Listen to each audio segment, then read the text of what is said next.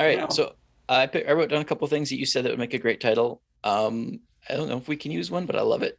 But I know which one I think is going to win. So here are your options. Just tell me your favorite, and that's kind of awesome. There's always hope. Carajo, what we learned. Oh my God, I don't I don't know. I like Carajo because it's so fun, but I also like the Hope line. I don't know. What do you Yeah, I guys think think? that, yeah, I think that's a I good think the one hope too. line is more appropriate Yeah, to what we Yeah. talked about. cool. All right, let me quickly record that. Welcome to season 7, episode 6. There's always hope.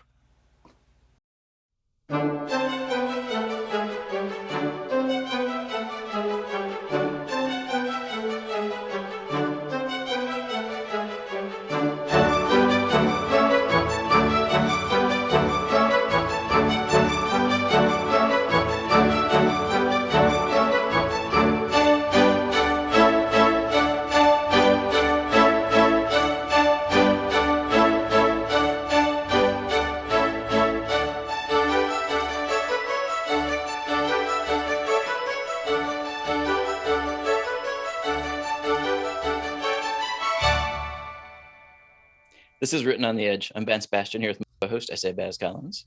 Howdy. And we're really glad you're here with us. Our guest today is Albert Nothlit. Albert is a writer and an engineer who enjoys creating science fiction worlds. He thinks it's amazing to be able to connect with people by sharing stories, which are essentially pieces of his soul. He is always thankful when a reader gives him feedback. For him, hearing back from readers is the best part of the writing process. Albert, welcome back to the show. Hey guys, it's great to be back. So, And just to refresh everybody's memory, Albert was brave enough to be our very fourth guest Yeah, almost 7 years ago. that's So right. we're reaching back into the past for this one. I know. Oh my God, that's so long ago already. Right.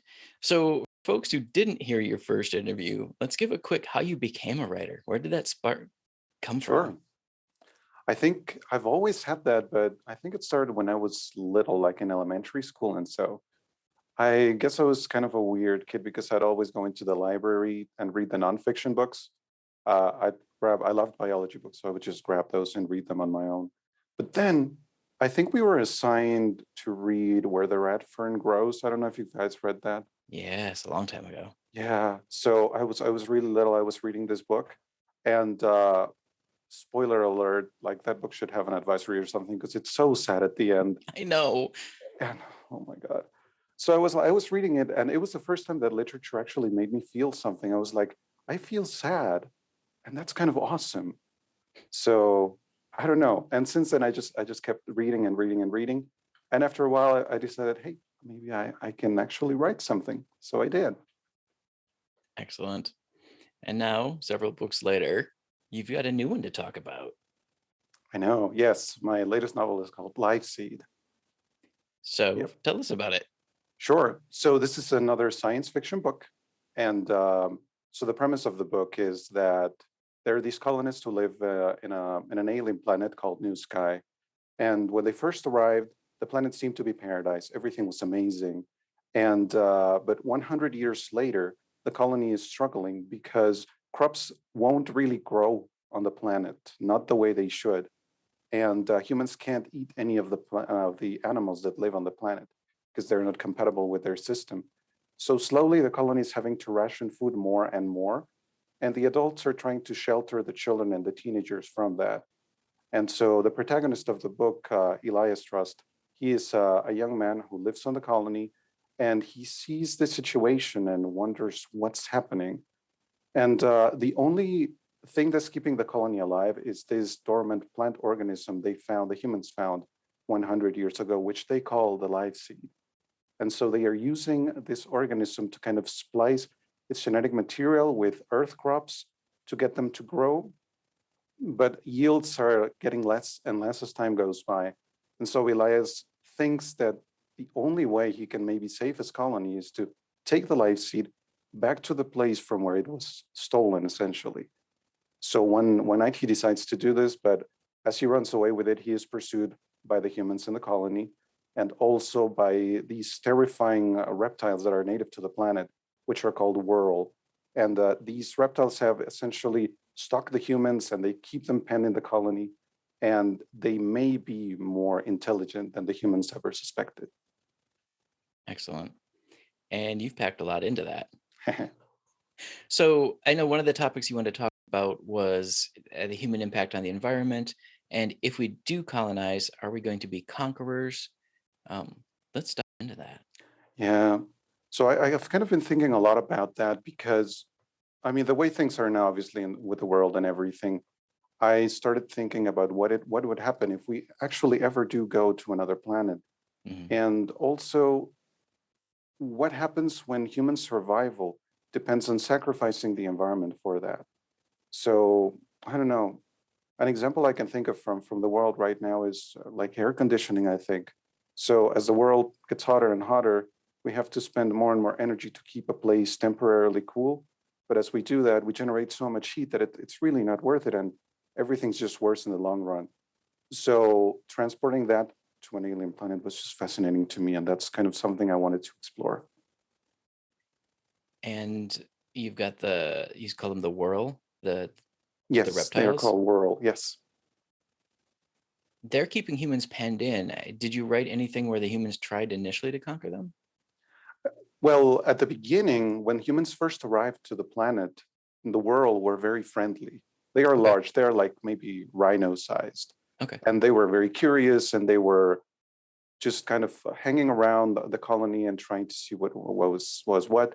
But then after the humans took the life seed, they became very hostile. And right now, the humans, 100 years later, the humans fear them. And they try to kill them, and the world tried to kill humans.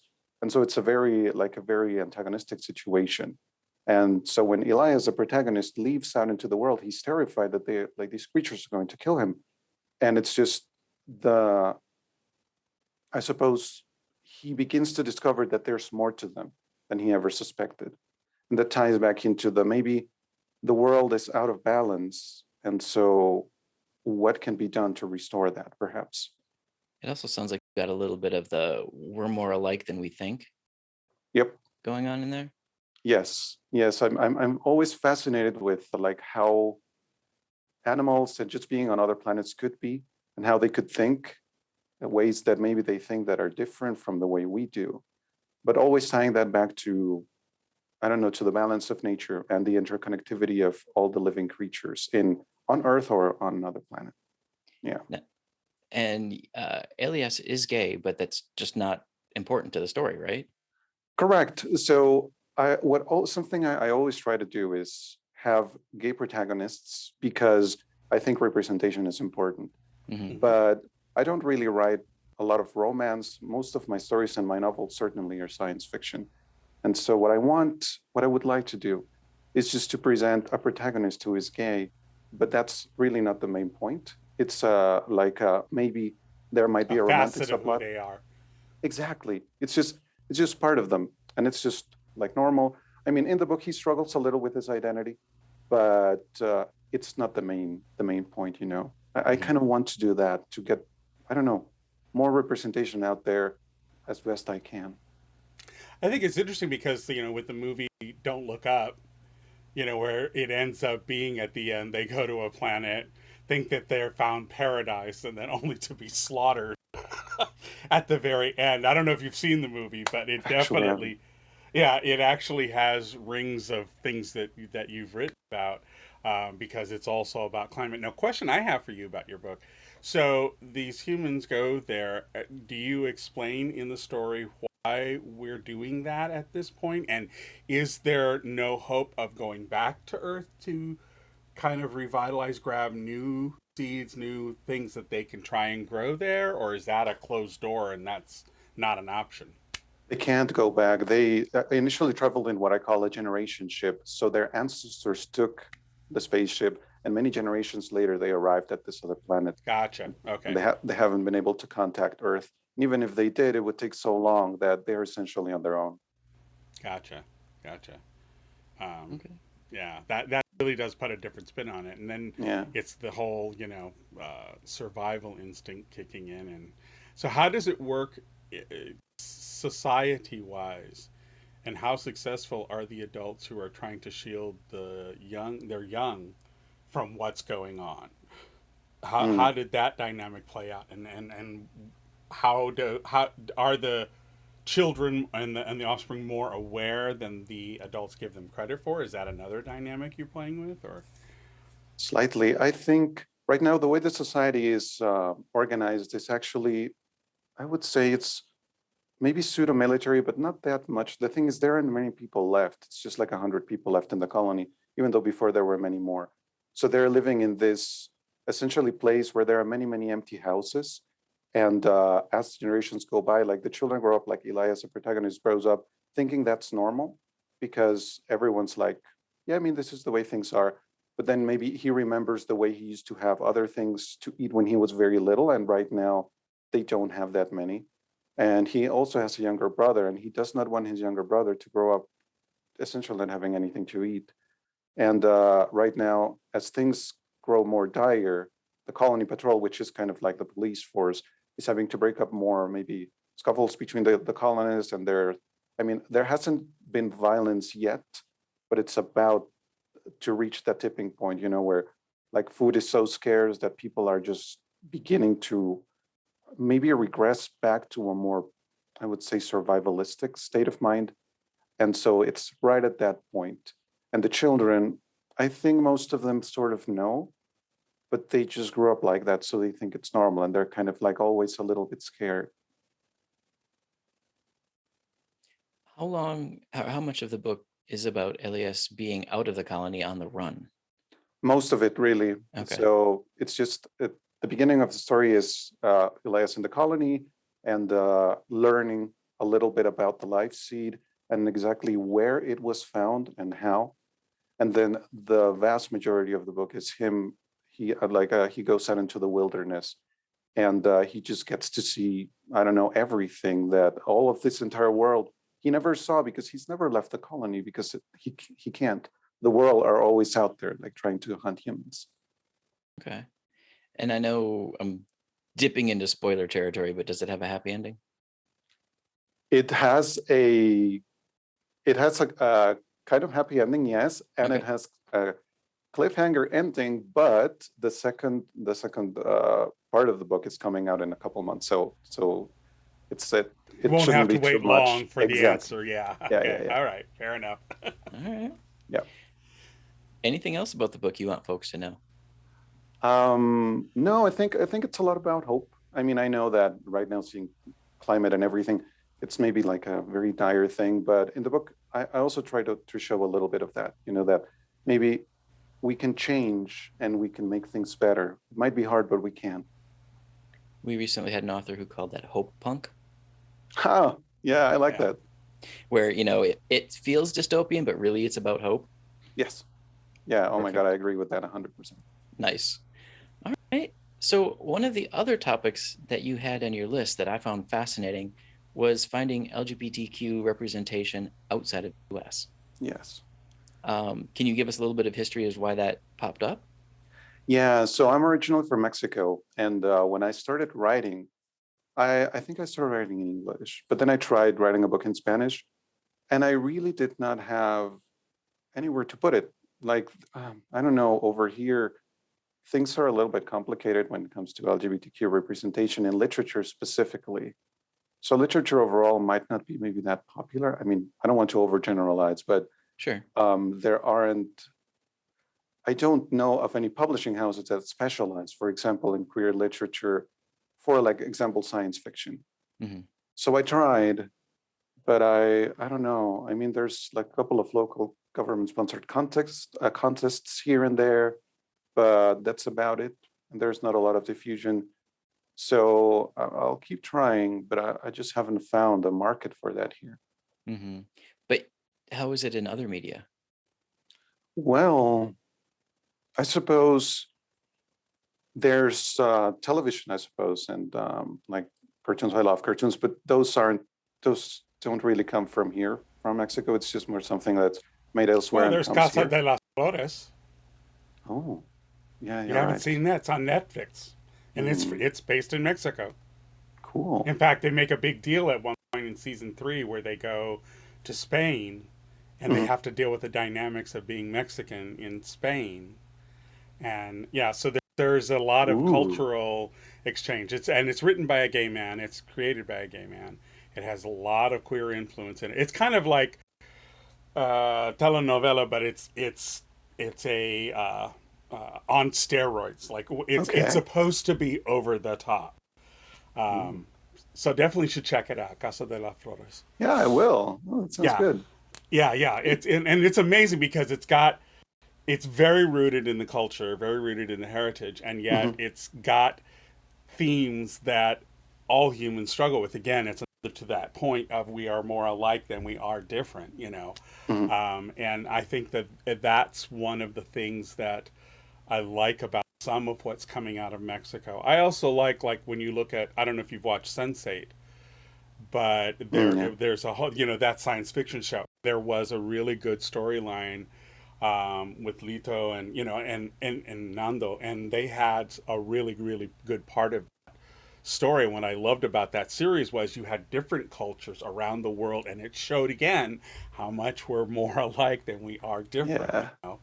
And so you writing now is your people set on that planet? Are they? Is it multicultural or is Yes. it leaning? Okay, so they And tried to. a little bit of everything. Yeah. Okay, all right. Hmm. How does that work from culturalistically? Did they do? Are there people who try to keep up their own culture, or has survival kicked in and none of that matters anymore? Yeah, I don't think, I mean, they preserve maybe traces of their original Earth culture, but it's been so long that they've developed their own thing. Gotcha. So even though maybe their last names may be different and things, everyone speaks the same language, and it's just yeah, maybe a homogeneous culture now. Yeah. Okay. Hmm. Well, there's kind of hope in that too. Yeah. But we have to find a way to bring what you were talking about with the Netflix series into literature. Yeah. I know. Do you know if there are any? I'm trying to think of I think there are a couple of queer publishing houses that I did run into that are trying to find Latino queer voices. So off In Spanish, of the though, or show, in huh? English? In Spanish or in In English? Spanish. They're Okay. Spanish publishing houses. There's a couple Mm. that I found, and actually I found them because I was trying to find someone to translate, even though I could take a big stab at it. But I was trying to find a way to translate some of my works into Spanish, and that's Mm. how I stumbled on a couple of these publishing houses. One of them is in Spain, but they publish for Latin America as well. Mm. So there are a few out there, and I think, and what I'm not sure of, because I've had this conversation with a author who's published by Nine Star like I am, and she published in Spain for because they lived in Spain. They were in the military and they were Mhm. based there, and she had several of her novels translated into Spanish, and she said she found that sales were it would go in waves. Like Okay. even in Spain, it would go in waves. But she said Latin America, it was and it was more like suddenly you would get a burst because somehow somebody mentioned it somewhere, and then she would get a bunch of sales, and then it would dwindle again. It was like these weird, kind of amorphous kind of waves of sales. It's like the infrastructure is not there. So it's one thing to find a publisher and get published. It's another thing to hype your work so that people even know it's an Yeah. option. I think that's part of the real struggle for Latinos in that kind of area is getting the word out. That's the toughest part. Yeah. And I think there's even didn't I tell you, Vance, that there was a producer that was starting I thought I mentioned this to you a few years ago. There was a producer that worked with Telemundo or was it Univision? It was one of the two. And he is trying to set up a Latino kind of queer representation across multiple mediums. So I'll try and find that because I'll see if we can share that in the show notes of this Yeah, I'd episode. like to share that and the publishing houses you mentioned. Yeah, Cool. I'll have to go find those again because I did collect them somewhere on my computer. I'm gonna have to find it, but but at least but again, because even with major publishing houses, authors are left to do a lot of the marketing on their own. Some of them get a marketing budget, but to a great degree, that's one of the reasons why we exist, is because it's hard for queer voices to still find a foothold in mainstream psyche. And I think it's not so much that people don't want to read our stories, because obviously when a really good series is produced, it has an audience. Schitt's Creek had an audience. Yeah. These shows have people who want to watch them. Pose proved that people of color can have a series and everybody wants to watch it. And that's what I felt about Casa de las Flores, because it was the same thing. It was it was so wonderful to watch a series that wasn't about white people trying to figure something out. You actually got a cultural story that had some dynamics that felt refreshing. It was like, oh my goodness, this is like a breath of fresh air. And to know that it was queer produced and queer written and, supported and had queer storylines, it was just amazing to find those little treasures. But again, it speaks to the fact that we can have the people, we can even have publishers out there, but the infrastructure is really, really hard to find for people of color. And this, I would assume, goes across the board in many respects to most cultures outside of the U.S. It's hard to find a way to get the word out. Yeah. So you kind of teased what's coming up next. You've got book 2 coming out. Correct. So book 2 is called World Warden, and it will come out on April the 26th. Nice. So if you guys like Life Seed, which is out now, and like paperback will be out on February the 8th, then you won't have to wait too long for the second and final part of the story. Do you know when pre-orders will go up for that? They're open now. Nice. All right. Yeah. At DSP? Yes, that's right. At the DSP website, and also I think Amazon. Well, Okay. Life Seed is on Amazon, but the DSP website has World Warden too. Excellent. All right. Any other appearances? Are you going to do any virtual events or real events? No, but I think not at the moment. I've been trying to find something, but no. So, Understood. Yep. All right. Any final words of wisdom? Going back to the theme about hope, I think there's always hope. I think that's super important, even with all of this, dystopian fiction, and just maybe we can see the world now as it is and go, oh, I don't know if the future is going to be good, but I think it will be. I think we can all pull through collectively. Yeah, I think we need to do more hope punk. Yeah. Agreed. Totally. Agreed. All right, folks. Ripped on the Edge is produced by Rogue Ravens Media. For our disclaimers, links to social media, our listen stations, or to sign up as a guest, visit www.rotepodcast.com. If you enjoy learning about new artists, please like and subscribe so you get the alerts. Please support us on Patreon or buy some merchandise, all at the top of our site. We'd like to extend a huge thank you to Albert Nothlit for being with us. Albert, thank you so much. Thank you guys for having me. It was super fun. Our pleasure. Now, head to DSP or Amazon, pick up Life Seed. Enjoy a hope story that, while it might be a little dystopian, actually is about harmony and finding peace. Take care, everybody. We love you. We'll talk to you all again soon. Bye-bye. Bye.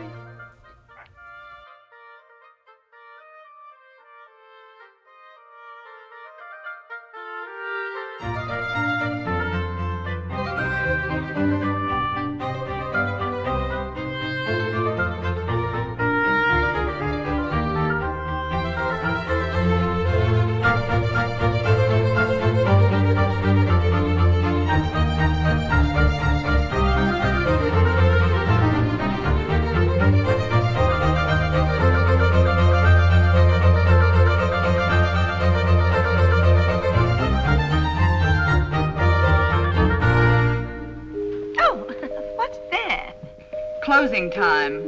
The bums rush in melody, dear.